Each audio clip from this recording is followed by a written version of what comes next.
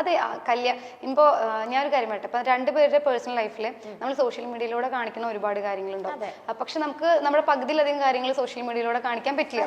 ഇപ്പൊ പാർവതിയുടെ ലൈഫിന്റെ ഉള്ളില് ഒരുപാട് കാര്യങ്ങളുണ്ട്, പക്ഷെ അപ്പൊ നമുക്കത് പബ്ലിക്കലി വന്ന് പറയാൻ പറ്റില്ല. ഹാപ്പി മൊമെന്റ്സ് മാത്രമായിരിക്കും നമ്മൾ ഷെയർ ചെയ്യുന്നുണ്ടാവുക. ഇപ്പൊ ഡോക്ടർക്ക് പെട്ടെന്ന് കല്യാണം എന്നുള്ളൊരു കാര്യം എല്ലാവരും ചോദിക്കാറുണ്ട് എൻ്റെ അടുത്ത്. ആൾക്ക് ഭയങ്കര തിടുക്കാണല്ലേ കല്യാണം എന്നുള്ളത്. അപ്പൊ ആളുടെ ലൈഫിൽ എന്താണെന്ന് വെച്ചിട്ടുണ്ടെങ്കിൽ, ഒന്നാമത് 32 ഏജ് ആയി, പിന്നെ എന്തായാലും ഒരു പാർട്ട്ണർ വേണമെന്നുള്ളൊരു ആഗ്രഹമുണ്ട്, പിന്നെ അതല്ലാതെ കുറെ പേഴ്സണൽ ആയിട്ടുള്ള കാര്യങ്ങളുണ്ട്. അപ്പോൾ ആ ഒരു കാരണങ്ങൾ കൊണ്ടാണ് ആൾക്ക് ഒരാളും കൂടി കൂടെ ഉണ്ടെങ്കിൽ നമുക്ക് ഒരുമിച്ച് പോവാം. അതായത് കുറച്ച് മീൻസ് നമ്മുടെ പേഴ്സണൽ ആയിട്ടുള്ള കുറച്ച് ഉണ്ടാവുമല്ലോ, നമുക്ക് കുറെ സ്ട്രഗിളും കാര്യങ്ങളൊക്കെ ഉണ്ട്. അപ്പൊ ആ ഒരു കാര്യങ്ങൾ ഷെയർ ചെയ്യാനും ഒരുമിച്ച് പോകാനും വേണ്ടിയിട്ടാണ് ഒരു പാർട്ട്ണർ വേണം എന്നുള്ളത് ഉണ്ടായിരുന്നത്. അല്ലാതെ ഓടിപ്പോയി ഇന്ന് കണ്ട് നാളെ ഓടിപ്പോയി കല്യാണമല്ല. അപ്പൊ നമ്മളൊരു ഇന്റർവ്യൂവിനെ കണ്ടിട്ടുള്ളതായിരുന്നു. അത് കഴിഞ്ഞിട്ട് പിന്നെ ഡോക്ടറിന്റെ പ്രൊപ്പോസൽസ് വീട്ടിൽ നോക്കുന്ന സമയത്ത്, പാരന്റ്സ് പ്രൊപ്പോസൽസ് നോക്കുന്ന സമയത്ത് എൻ്റെ അടുത്ത് ചോദിക്കുകയാണ് ചെയ്തത്, എൻ്റെ വീട്ടിൽ ഇങ്ങനെ നോക്കുന്നുണ്ട്, ഇയാൾക്ക് താല്പര്യമുണ്ടോ, താല്പര്യം ഉണ്ടെങ്കിൽ നമുക്ക് നോക്കാം. ആ സമയത്ത് ഞാൻ ഈ പറഞ്ഞ പോലെ മൂവീസ് ചെയ്തിട്ടേ ഉള്ളൂ, ഒന്നും റിലീസ് ആയിട്ടില്ല. പിന്നെ അതുപോലെ എനിക്ക് ബിസിനസ് ഫിനാൻഷ്യലി സെറ്റിൽഡ് ആണെങ്കിൽ പോലും എനിക്കൊരു എക്സ്പെക്ടേഷൻ ഉണ്ടാവില്ല, ഈ ഒരു സ്റ്റേജിൽ എത്തിയിട്ടേ എനിക്ക് കല്യാണം എന്നുള്ളൊരു കാര്യം നോക്കാൻ പറ്റുള്ളൂ എന്നുള്ളൊരു ഇതുണ്ടല്ലോ. അപ്പൊ ഞാൻ ആളുടെ അടുത്ത് പറഞ്ഞൊരു ആദ്യം ഞാൻ കല്യാണത്തിന്റെ ഒരു കാര്യം വന്നപ്പോൾ, കല്യാണം നോക്കുന്നുണ്ട് പറഞ്ഞപ്പോൾ ഞാൻ ആദ്യം ആ ടൈമിൽ എനിക്ക് നോക്കുന്നുണ്ടായിരുന്നില്ല, അതുകൊണ്ട് ഞാൻ അത് വേണ്ടാന്നായിരുന്നു പറഞ്ഞിട്ടുണ്ടായിരുന്നത്. അപ്പൊ എന്നോട് റീസൺ ചോദിച്ചപ്പോൾ ഞാൻ പറഞ്ഞു 2 റീസൺ ആയിരുന്നു. ഒന്ന്, നമ്മളൊരു ഇന്റർവ്യൂവിനെ കണ്ടിട്ടേ ഉള്ളൂ, നമുക്ക് ടൈം സ്പെൻഡ് ചെയ്യണം, നമുക്ക് കണക്ട് ചെയ്യാൻ പറ്റുന്നുണ്ടോ നോക്കണം, അത് ഒന്നാമത്തെ റീസൺ. രണ്ടാമത്തെ റീസൺ എന്ന് പറഞ്ഞാൽ കുറച്ചും കൂടി എനിക്ക് ഫിനാൻഷ്യലി ഒന്ന് സ്റ്റേബിൾ ആയിട്ട് മാത്രമേ കല്യാണത്തിലോട്ട് പോകാൻ പറ്റുള്ളൂ. അപ്പോൾ അത് ഞാൻ പറഞ്ഞ കാര്യങ്ങൾ ജെന്യുവൻ ആയിട്ട് ആൾക്ക് ഫീൽ ചെയ്തത് കൊണ്ടും. പക്ഷേ അതിൽ പ്രധാനപ്പെട്ട ഒരു കാര്യമുണ്ട്, എന്നെ ഇഷ്ടമാണോ എന്ന് ചോദിച്ചപ്പോ കല്യാണം കഴിക്കാൻ താല്പര്യമുണ്ടോ എന്ന് ചോദിച്ചപ്പോ അത് ഉണ്ട്, പക്ഷെ സമയം വേണമെന്നാണ്. ഇഷ്ടമുണ്ട് എന്ന് വെച്ചിട്ടുണ്ടെങ്കിൽ താല്പര്യക്കുറവില്ല. പക്ഷെ എനിക്ക് നമ്മുടെ രണ്ടുപേരും ക്യാരക്ടർ നമ്മൾ അറിഞ്ഞിട്ടില്ലല്ലോ, നമുക്ക് ആകെ ഒരു ഇന്റർവ്യൂല് കണ്ടിട്ട് നമുക്കത് ഡിസിഷൻ എടുക്കാൻ പറ്റില്ല, ലൈഫ് ലോങ് കൂടെ വേണ്ട ഒരാളാണ്. അപ്പൊ എനിക്ക് പലർക്കും അങ്ങനെ പെട്ടെന്ന് എടുത്തൊരു ഡിസിഷൻ ആണെന്നുള്ളൊരു ഡൗട്ട് ഉണ്ട്. അത് പെട്ടെന്ന് എടുത്തതല്ല, അത് അവര് തന്നെ നമ്മളെ കാണുന്നു, അവര് തന്നെ ബാക്ക്ഗ്രൗണ്ട് ബീജം വെച്ച് വീഡിയോസ് ഇറക്കുന്നു, നമ്മൾ ലവ് ആയി എന്ന് പറയുന്നു, നമ്മുടെ കല്യാണമാണ്. കഴിഞ്ഞ വർഷം ഞാൻ കേൾക്കണത് സെപ്റ്റംബറിലാണ് നമ്മുടെ കല്യാണം എന്നുള്ളത്. അവര് തന്നെയാണ് എല്ലാം ഫാസ്റ്റ് ആക്കിയിട്ട് പറയുന്നത്. ഞങ്ങളുടെ ലൈഫിൽ വളരെ മെച്ചോർഡായിട്ട് രണ്ടുപേരും കൂടി എടുത്തൊരു ഡിസിഷനാണ്, നമുക്ക് ആദ്യം ടൈം സ്പെൻഡ് ചെയ്യാം, നമുക്ക് കണക്ട് ചെയ്യാൻ പറ്റുന്നുണ്ടോ നോക്കാം, നമ്മുടെ ഇഷ്ടങ്ങൾ, നമ്മുടെ ആഗ്രഹങ്ങൾ, അല്ലെങ്കിൽ എൻ്റെ ഡ്രീംസിനെ സപ്പോർട്ട് ചെയ്യുന്ന ആളാണോ. എൻ്റെ ലൈഫിൽ ഏറ്റവും ലക്കായിട്ടുള്ള ഒരു കാര്യം എന്ന് പറയുന്നത്, എൻ്റെ എല്ലാ കാര്യങ്ങൾക്കും സപ്പോർട്ട് ചെയ്യുന്ന ഒരാളാണ്. അത് ബിസിനസ് ആവട്ടെ, മൂവി ആവട്ടെ, എന്താണെങ്കിലും എല്ലാ കാര്യങ്ങൾക്കും സപ്പോർട്ട് ചെയ്യുന്ന ആളാണ്. എനിക്ക് അതായിരുന്നു ഡൗട്ട്. കാരണം സത്യം പറഞ്ഞാൽ എൻ്റെ ഫ്രണ്ട് സർക്കിളിൽ തന്നെ ഒരുപാട് ആൾക്കാർ റിലേഷൻഷിപ്പിലായതിനു ശേഷം സ്ട്രഗിൾ ചെയ്യുന്ന ഞാൻ കണ്ടിട്ടുണ്ട്. അതുകൊണ്ടാണ് മീൻസ് നമ്മൾ സംസാരിച്ച് തുടങ്ങുന്നുള്ള സമയത്ത് നമ്മൾ സംസാരിച്ച് കുറച്ച് ടൈം സ്പെൻഡ് ചെയ്തു, രണ്ടുപേർക്ക് അങ്ങോട്ടും ഇങ്ങോട്ടും ഞാൻ എൻ്റെ കുറച്ച് കാര്യങ്ങളൊക്കെ പറഞ്ഞു. അത് ആൾക്ക് ഓക്കെ, ജെന്യുവൻ ആയിട്ടുള്ള കുറച്ച് കാര്യങ്ങൾ പറഞ്ഞപ്പോൾ അതിന് വേണ്ടി ആൾ വെയിറ്റ് ചെയ്യാന്ന് പറഞ്ഞു. ആളത് വെയിറ്റ് ചെയ്യാന്ന് പറഞ്ഞപ്പോൾ എനിക്ക് ഭയങ്കര സന്തോഷമായി. കാരണം ഞാൻ ആ സമയത്ത് ആദ്യം കല്യാണം ഇപ്പോൾ നോക്കുന്നില്ല, അതുകൊണ്ട് ഇത് നടക്കുമെന്ന് അറിയില്ല, അതുകൊണ്ട് വേണ്ടെന്നുള്ള രീതിയിൽ പറഞ്ഞപ്പോൾ എൻ്റെ റീസൺസ് ഞാൻ പറഞ്ഞപ്പോൾ ആൾ അതെന്ത് ചെയ്തു, ആൾക്കത് ജെന്യുവൻ ആയിട്ട് ഫീൽ ചെയ്തു, അതിന് വേണ്ടി വെയിറ്റ് ചെയ്യാന്ന് പറഞ്ഞു. അതുകൊണ്ടും കൂടിയാണ് ഇപ്പൊ ഞാൻ ഇത്രയും സക്സസ്ഫുൾ ആയിട്ട് നിൽക്കുമ്പോൾ എനിക്ക് അതിൽ ഒരു പാർട്ട് ചേട്ടനും കൂടിയാണ്. കാരണം ആ സമയത്ത് ഞാൻ ഒരിക്കലും വിചാരിച്ചില്ല, കാരണം അപ്പൊ വേറെ ഓപ്ഷൻസ് പുറത്താരും അറിയണില്ലല്ലോ നമ്മുടെ ഡിസ്കഷൻസ്. അത് ഞാൻ പറയുമ്പോൾ ആൾക്ക് ഓക്കെ, വീട്ടിൽ ആരാണോ വീട്ടിൽ ഒത്തിരി പ്രപ്പോസൽസ് ആ സമയത്ത് നടക്കുന്നതാണ്, അതിൽ ആരെങ്കിലും കല്യാണം കഴിച്ച് പോവാം. പക്ഷേ എന്നോട് ജെന്യുവൻ ആയിട്ടുള്ള ഒരു ഫീലിങ്സ് ആൾക്ക് ഉണ്ടായത് കൊണ്ടാണ് ആളത് എനിക്ക് വേണ്ടി നിന്നത്. അന്ന് നിന്നു. ഞാൻ എന്തൊക്കെയാണോ പറഞ്ഞത് അത് ഒന്നൊന്നായിട്ട് ഞാനത് വെറുതെ ആ ഒരു ടൈം പറഞ്ഞിട്ട് വെറുതെ ഒരു പേരിനൊരു ടൈം പറഞ്ഞതല്ല. അത് എനിക്ക് ഞാൻ പറഞ്ഞ പോലെ എൻ്റെ മൂവീസ് ഞാൻ ചെയ്തത് 2 കംപ്ലീറ്റ് ആയിട്ടുണ്ടായിരുന്നു, 1 കംപ്ലീറ്റ് ആയിട്ടുണ്ടായിരുന്നില്ല, അത് കംപ്ലീറ്റ് ചെയ്തു, ഇറങ്ങി 2 മൂവീസ് ഇറങ്ങി. അത് അവിടെ നല്ല ഫീഡ്ബാക്ക് ആയിരുന്നു. 8.5 ആ റേറ്റിംഗിൽ വന്നു. അവിടുത്തെ സോങ് ഒക്കെ അവിടെ ഹിറ്റായിരുന്നു. ഇവിടെ ഹിറ്റായല്ലോ, ഇവിടെ ഹിറ്റായിരുന്നു. അതുപോലെ പിന്നെ അപ്പൊ മൂവിയുടെ കാര്യങ്ങൾ കഴിഞ്ഞു. മൂവിയുടെ കാര്യം എനിക്ക് മൂവി ചെയ്യണമെന്ന് ഭയങ്കര ആഗ്രഹമില്ല. എൻ്റെ പ്ലാൻ ബിസിനസ് ആണ്. അപ്പോൾ നമുക്കറിയില്ലല്ലോ നമ്മുടെ ലൈഫിൽ റോബിൻ എന്ന് പറഞ്ഞ ഒരാൾ വരും, അല്ലെങ്കിൽ ഇങ്ങനെ ഒരു ഇത് വരും എന്ന് നമുക്കറിയില്ല. ആ സമയത്ത് അച്ഛൻ പോലും ചോദിച്ചു എങ്ങനെയല്ലേ ഒരു ഇന്റർവ്യൂല് അത് ചെയ്യാൻ പെട്ടെന്ന്. പക്ഷെ നമ്മൾ നമ്മുടെ സമയം എടുത്ത് സംസാരിച്ച് ഇത്രയും കാര്യങ്ങൾക്ക് ശേഷം നമ്മൾ ഇങ്ങനെ ഡിസിഷനിൽ എത്തി. പിന്നെ ഞാൻ കുറച്ച് സമയം ചോദിച്ചു എനിക്ക് ഇങ്ങനത്തെ കുറച്ച് കാര്യങ്ങൾക്ക് വേണ്ടിയിട്ട്. അപ്പൊ ഇനി ഒരു കാര്യം കൂടി എനിക്ക് ഉണ്ടായിരുന്നത് ബൊട്ടീക്കിന്റെ ഒരു കാര്യമായിരുന്നു, ബിസിനസിന്റെ കാര്യമായിരുന്നു. അപ്പോൾ അതും ഞാനിപ്പോൾ ചെയ്തു. ഇനിയിപ്പോൾ നമുക്ക് ഈ ഒരു ഇയറും കൂടി കഴിയുന്നോട് കൂടിയിട്ട് ചെയ്യണം എന്നാണ് ആഗ്രഹം, കല്യാണം. അപ്പൊ അതിന് വേണ്ടിയിട്ടാണ് വെയിറ്റ് ചെയ്യണത്. പക്ഷെ എനിക്ക് കുറച്ച് കമ്മിറ്റ്മെന്റ്സ് ഉണ്ട് ക്ലയൻസിനായിട്ടുള്ളത്. അപ്പോൾ ഈ ഇയർ എൻഡിലോട് കൂടിയിട്ട് ഒത്തിരി ഓർഡേഴ്സ് എടുത്തതൊക്കെ കംപ്ലീറ്റ് ചെയ്യാനുണ്ട്. അത് കഴിഞ്ഞ് എനിക്കൊരു മാക്സിമം പോയ ഒരു ഫെബ്രുവരി ആ ഒരു സമയത്തായിട്ട് ചെയ്യണം എന്നാണ് നമ്മുടെ ആഗ്രഹം. പിന്നെ പാരന്റ്സ് എല്ലാവരും കൂടി സംസാരിച്ച് അതിന്റെ കറക്റ്റ് ഡേറ്റ് ഫിക്സ് ചെയ്യുമ്പോൾ നമ്മൾ ചെയ്യും. അപ്പൊ അടുത്ത ഫെബ്രുവരി വരെ.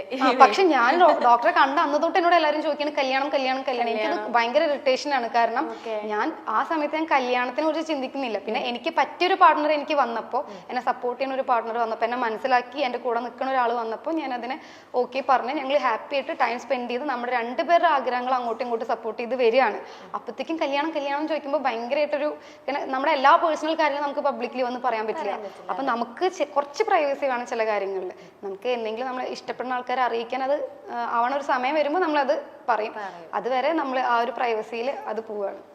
അപ്പൊ എന്തായാലും ഒരു ഫെബ്രുവരി മാർച്ച് ഏപ്രിൽ മാക്സിമം അതിന്റെ ഉള്ളിലായിട്ട് നോക്കണം എന്നാണ് ആഗ്രഹം. ഫെബ്രുവരി മാർച്ച് ഏപ്രിൽ ഇനി ഇടയ്ക്കിടയ്ക്ക് കാര്യം ചോദിക്കേണ്ട ആ സമയമാകുമ്പോഴേക്കും ഇവര് തന്നെ അതിന്റെ ഇടയിൽ ഇവര് തന്നെ പറഞ്ഞ് നമ്മൾ പിരിഞ്ഞു പോയി അങ്ങനെ, അല്ലെങ്കിൽ ഇപ്പൊ അങ്ങനെ ഒന്നും ഇല്ല. നമ്മൾ നോക്കിയാൽ തൊട്ട് നമുക്ക് കുറച്ച് തെറ്റിദ്ധാരണകൾ ഉണ്ടായിരുന്ന സമയം ഉണ്ടായിരുന്നു സ്റ്റാർട്ടിങ്ങിൽ. കാരണം സ്റ്റാർട്ടിങ്ങിൽ നമുക്ക് പരസ്പരം അറിഞ്ഞു വരുന്ന സമയത്ത് നമ്മുടെ കൂട്ടത്തിലുള്ള ആൾക്കാർ തന്നെ വന്നിട്ട് അങ്ങോട്ടും ഇങ്ങോട്ടും കുറച്ച് തെറ്റിദ്ധാരണകൾ ഉണ്ടാക്കി തെറ്റിപ്പിരിപ്പിക്കാൻ നോക്കലൊക്കെ കണ്ടു. ക്യാപ്ഷനിൽ മിസ്അണ്ടർസ്റ്റാൻഡിംഗ് വരെ വ്യക്തമായിട്ട് എഴുതിയിട്ടുണ്ട്. ഉണ്ടല്ലേ. അപ്പോ അങ്ങനെ കുറച്ച് സംഭവം ഉണ്ടായിരുന്നു. പക്ഷെ അത് ഞങ്ങൾ പരസ്പരം ഇരുന്ന് സംസാരിച്ചുകൊണ്ട് ഇപ്പൊ ഇത്രയും ഓഡിയൻസ് പല കാര്യങ്ങളും കാണുമ്പോൾ അത് വിശ്വസിക്കുന്ന ആൾക്കാരുണ്ടോ, നമുക്ക് എല്ലാവരുടെ അടുത്ത് പോയി തിരുത്താൻ പറ്റില്ല. പക്ഷെ ഞാൻ കൂടെ ഉള്ള ഒരാളായതുകൊണ്ട് പല കാര്യങ്ങളും എൻ്റെ അടുത്ത് ഇരുത്തി എനിക്ക് അത് പ്രൂവ് ചെയ്ത് കാണിച്ചു തന്നു. അതുകൊണ്ട് എനിക്കത് മനസ്സിലാക്കാൻ പറ്റും. ഞാൻ പലപ്പോഴും ആലോചിക്കാറുണ്ട്, ബിഗ് ബോസിന്റെ അകത്താണെങ്കിൽ നമ്മൾ ചെയ്യുന്ന കാര്യങ്ങൾ 24/7 അറ്റ്ലീസ്റ്റ് കുറച്ച് കാര്യങ്ങൾ എന്ത് ചെയ്യും, ഇതാണ് ശരി ഇതാണ് ഇതെന്നുള്ള ഓരോ കാര്യങ്ങൾ അറിയാൻ പറ്റും.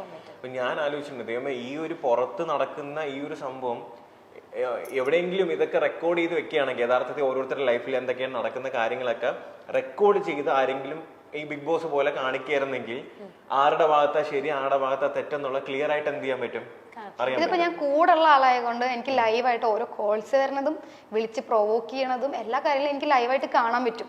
അപ്പോൾ കുറച്ചുകൂടി ഇപ്പൊ എൻ്റെ ഒരു അഭിപ്രായം കേട്ടോ ഞാൻ പറയണത്, ഇപ്പൊ ബിഗ് ബോസ് എന്ന് പറഞ്ഞൊരു പരിപാടി ലോകമെമ്പാടും കാണുന്ന ആൾക്കാരാണെങ്കിലും ഈ ഒരു ജനറേഷനിൽ അത് കാണുന്നത് കുറച്ച് മീൻസ് നമ്മൾ ലൈഫായിട്ട് ഭയങ്കര ബിസി, നമുക്ക് 24/7 ഒന്നും എനിക്ക് ഞാൻ അങ്ങനെ കാണാറില്ല.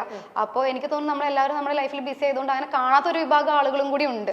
അപ്പോൾ ഡോക്ടറെ ഒത്തിരി പേർക്ക് അറിയെങ്കിലും ഒത്തിരി പേർക്ക് ചിലപ്പോൾ സോഷ്യൽ മീഡിയയിൽ അങ്ങനെ കുറെ ക്രൗഡും കുറെ അങ്ങനെയൊക്കെ ആയിരിക്കും, ഇത് ആരാണ് ഇത് എന്താണ് ഇത്രയും ക്രൗഡ് വരുന്നത് അങ്ങനത്തെ ഒരു രീതിയിലായിരിക്കും കാണുന്നുണ്ടാവും. പിന്നെ അവർ കാണുന്നത് ഇങ്ങനത്തെ ഇഷ്യൂസ് ആണ്. അപ്പൊ ഇഷ്യൂസിൽ ആള് റിയാക്ട് ചെയ്യുന്ന ആളുടെ റിയാക്ഷൻ വെച്ചിട്ടായിരിക്കും ഒത്തിരി പേര് ആളുടെ പേഴ്സണാലിറ്റി ജഡ്ജ് ചെയ്യുക. കാരണം ഇതെന്താണ് ഇങ്ങനെ പബ്ലിക്കിൽ കിടന്ന് കുറെ ഇഷ്യൂസ് ഒക്കെ ഉണ്ടായിരുന്ന സമയത്ത് അത് വെച്ചിട്ട് ജഡ്ജ് ചെയ്യും. ഇഷ്യൂസും റിയാക്ഷനും വെച്ചിട്ട് ജഡ്ജ് ചെയ്യാൻ പറ്റത്തുള്ളൂ, അത് അത്രേ പറ്റുള്ളൂ. കാരണം അവർ പുറമെന്ന് കാണുന്ന ഓഡിയൻസ് ആണ്. പക്ഷെ അതിന്റെ പുറകിൽ കുറച്ച് പ്രൊവോക്ക് ചെയ്യുന്ന കാര്യങ്ങളും അതിന്റെ ഉള്ളിൽ അവർ ഫേസ് ചെയ്യുന്ന കാര്യങ്ങളുണ്ട്. അത് ഞാൻ ലൈവായിട്ട് കാണുന്ന ആൾ. അപ്പൊ നമുക്ക് വരുന്ന ഫോൺ കോൾസും എത്രത്തോളം ഇറിറ്റേറ്റ് ചെയ്യണം എന്നുള്ളതും എല്ലാം ഞാൻ ലൈവായിട്ട് കാണുന്ന ആളാണ്. അപ്പോൾ ഇപ്പൊ ഞാനാണെന്നുണ്ടെങ്കിൽ കുറച്ചുകൂടി കാമായിട്ടുള്ള ആളാണ്. ചിലപ്പോൾ ഞാൻ എത്ര എന്നെ കുത്തി നോവിച്ചാലും ഞാൻ റിയാക്ട് ചെയ്യില്ല. ഇപ്പൊ എൻ്റെ കാര്യത്തിൽ തന്നെ ഇവരുടെ ഒരു പാർട്ടിലേ ഇല്ലാത്ത ഒരാളായിട്ട് പോലും ഒത്തിരി എന്നെ വലിച്ചിട്ടിട്ടും ഞാൻ എവിടെയും വന്ന് ലൈവിൽ വന്നിട്ടോ അല്ലെങ്കിൽ അവർക്ക് മറുപടി ആയിട്ട് തിരിച്ചു വരാൻ നിന്നിട്ടില്ല. ഞാൻ ആകെ റിയാക്ട് ചെയ്ത 2 സംഭവം എന്ന് വെച്ചിട്ടുണ്ടെങ്കിൽ റോബിൻ ചേട്ടനെ പറഞ്ഞപ്പോൾ എയർപോർട്ടിൽ വെച്ച് പറഞ്ഞതും പിന്നെ ഒരു ഇനോഗ്രേഷന് പോയപ്പോൾ പറഞ്ഞത് ഞാൻ പറയണമെന്ന് വിചാരിച്ച് തന്നെ പറഞ്ഞതാണ്. കാരണം എൻ്റെ കാര്യങ്ങളിൽ ഞാൻ ക്ലാരിറ്റി കാര്യങ്ങളും എനിക്ക് കൊടുക്കണമെന്നില്ല. കാരണം എനിക്ക് ഇവരാരും അല്ല. സീരിയസ്ലി ഞാൻ ഒറ്റയ്ക്ക് വന്ന് എന്നെ ഒറ്റയ്ക്ക് സ്ട്രഗിൾ ചെയ്ത് ഒറ്റയ്ക്ക് ഞാൻ നേടിയ കുറേ കാര്യങ്ങൾ ഇപ്പോഴും ആ കാര്യങ്ങളിലായിട്ട് ഞാൻ എൻ്റെ കാര്യങ്ങളായിട്ട് പോകാം. റോബിൻ ചേട്ടൻ്റെ കാര്യത്തിൽ എനിക്ക് പറയണം എന്ന് തോന്നിയ 2-3 കാര്യങ്ങളാണ് അന്ന് ഞാൻ സംസാരിച്ചത്. അത് ഞാനാ ലൈവായിട്ട് കണ്ടിട്ടുള്ളൂ. ഓരോരുത്തർ വിളിച്ച് എത്രത്തോളം പ്രൊവോക്ക് ചെയ്തു. അപ്പോൾ ഞാനാണെങ്കിൽ ചിലപ്പോൾ ഞാൻ റിയാക്ട് ചെയ്യില്ല, ഞാനത് സഹിച്ച് പിടിച്ചാണ്. പക്ഷെ റോബിൻ ചേട്ടനെ പറഞ്ഞിട്ടുണ്ടെങ്കിൽ എല്ലാ സൈഡിൽ നിന്നും അറ്റാക്ക് വരികയാണ്, എല്ലാ സൈഡിൽ നിന്നും കോൾസ് വരികയാണ്. അപ്പോൾ അത്രയും നമ്മൾ ഫേസ് ചെയ്യുമ്പോൾ ഓരോരുത്തർ ഷോർട്ട് ടെമ്പേർഡ് ആണ്, അപ്പോൾ റിയാക്ട് ചെയ്ത് പോകും. അപ്പോൾ ആദ്യമൊന്നും അറിയില്ലായിരുന്നു, മീൻസ് അങ്ങനെ റിയാക്ട് ചെയ്ത് കയ്യിൽ നിന്ന് പോയ കുറച്ച് സംഭവങ്ങൾ ഉണ്ടായിട്ടുണ്ട്. അപ്പോൾ അതൊക്കെ ബാക്ക്ഗ്രൗണ്ട് ഇത്രയും ഇഷ്യൂസ് നടക്കുമ്പോഴാണ് അങ്ങനെ വരുന്നത്. ഇപ്പൊ പക്ഷെ ആ പരിപാടിയെ നിർത്തി, റിയാക്ഷൻ നിർത്തി. കാരണം ഞാൻ പറഞ്ഞ ഒരു പെർസെൻറ്റേജ് ഓഡിയൻസ് മൊത്തം ഈ ഇഷ്യൂസിലൂടെയും ഈ റിയാക്ഷനിലൂടെയാണ് കാണുന്നത്. അപ്പൊ എല്ലാവർക്കും ഭയങ്കര ഓക്വേർഡ് ആയിരിക്കും, ഇത് എന്താ ഇങ്ങനെ ചെയ്യുന്നത്. ഇപ്പൊ എന്റെ ഫ്രണ്ട്സിന് തന്നെ ചില ആൾക്കാരാണ് പറഞ്ഞിട്ടുണ്ട് അത് എന്ത് ഇങ്ങനെ ചെയ്യുന്നത്. ഞാൻ പറഞ്ഞു അത് നിങ്ങൾ ആ റിയാക്ഷനെ കാണുന്നുള്ളൂ, അതിന്റെ പുറകിൽ നടക്കുന്ന കാര്യങ്ങൾ നിങ്ങൾ കാണുന്നില്ല, അത് ഞാനാ കാണുന്നത്. അപ്പോൾ അതിൻ്റെതായ കാരണങ്ങളുണ്ട്.